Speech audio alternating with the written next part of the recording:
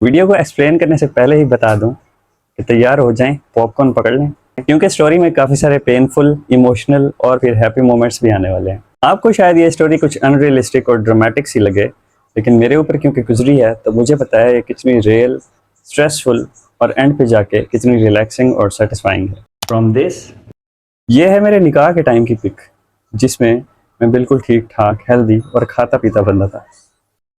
इसके बाद शुरू हुआ स्ट्रेस का अमल दखल, और स्ट्रेस के साथ ही मेरी गट की तबाही, और फिर मेरे बार बार हॉस्पिटलाइज्ड और बेड रिडन रहने की एक लंबी पेनफुल दास्तान। टू दिस, ये है मेरा सीटी स्कैन के आईवी कंट्रास्ट से होने वाले रिएक्शन के बाद मौत से जंग लड़ने का एक मोमेंट। असल में आईवी कंट्रास्ट से मुझे एनाफिलैक्टिक शॉक हुआ था, जो कि एक फेटल इमरजेंसी है। अब मैं आपको बताता हूँ कि मैं सीटी स्कैन कराने गया क्यों था। ये सब शुरू तब हुआ जब मैंने अपने पेरेंट्स हाउस की रेनोवेशन शुरू कराई, जो 15 दिन के एक छोटे से काम से शुरू हुई, लेकिन ऑलमोस्ट 6 मंथ्स चलती रही। इस पूरे टाइम में घर की हालत भी ऐसी होती थी और मिस्त्री मजदूरों की वजह से मैं घर में खाना भी नहीं बना सकता था, तो मैंने बाहर के खाने और चाय बिस्किट पर जोर दिया। अब 6 महीने बाहर का खाना और चाय बिस्किट्स गट की तो हालत ही टाइट कर देते हैं। अब सबसे पहले हुआ मुझे IBS, फिर इससे बात बढ़ के चली गई अल्सरेटिव कोलाइटिस की तरफ, और ये यूसी ही थी वो मुसीबत जिसके लिए मैं सीटी एब्डोमेन विद आईवी कंट्रास्ट कराने चला गया। बट इस पूरे टाइम में I was not ready to reach out to the root cause of poor gut health, जो कि है हमारा नर्वस सिस्टम। आप ये बताएं कि मुर्गी पहले आई थी या अंडा? अब मुर्गी और अंडे में से पहले कौन आया, इसकी प्रॉपर साइंटिफिक रिसर्च भी हो चुकी है, जिसे पढ़ने की कोई ज़रूरत नहीं है, क्योंकि ये रिसर्च भी यही साबित करती है कि पहले मुर्गी ही आई थी, क्योंकि अंडे में कुछ ऐसे स्ट्रक्चर्स पाए जाते हैं जो सिर्फ एक जानदार के जिस्म से ही उसमें शामिल हो सकते हैं। हमारे ब्रेन से भी पहले साइंटिस्ट हमारे गट को हमारा फर्स्ट ब्रेन कहते हैं। अब मैं आपको ये बताता हूँ कि साइंटिस्ट हमारी गट को हमारा फर्स्ट ब्रेन क्यों कहते हैं।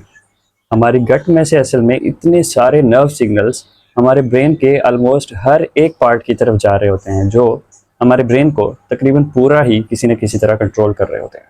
अब हम सबको ही पता है कि हमारी आंतों यानी हमारी गट में अच्छे और बुरे दोनों किस्म के बैक्टीरियाज पाए जाते हैं, और हमें ऐसी डाइट्स लेनी होती हैं जो कि हमारे अच्छे बैक्टीरियाज को न्यूट्रिशन प्रोवाइड कर सकें और बुरे बैक्टीरियाज को मार सकें, ताकि अच्छे बैक्टीरियाज के थ्राइव करने पे हमारी गट हेल्थ भी अच्छी रहे, और गट हेल्थ के अच्छे होने की वजह से हमारा ब्रेन भी प्रॉपरली काम कर सके। नहीं तो ये ब्रेन फॉग, डिप्रेशन और एंजाइटी जो हमें लग रहा होता है कि हमारे हालात की वजह से हैं, ये असल में हमारी पुअर गट हेल्थ की वजह से होते हैं।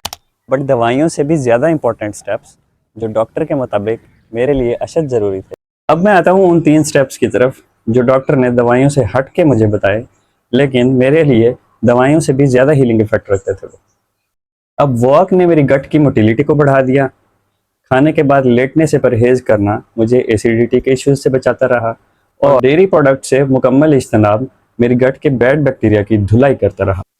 अब आते हैं मेरी गट के एक ही मंथ में मैजिकल हीलिंग के असल नुस्खे की तरफ। डॉक्टर ने दही में प्रोबायोटिक्स का एम्प्यूल मिक्स करके खाने का। अब प्रीबायोटिक्स वो ग़िज़ाएं हैं जो हमारी गट के अच्छे बैक्टीरियाज को चाहिए होती हैं।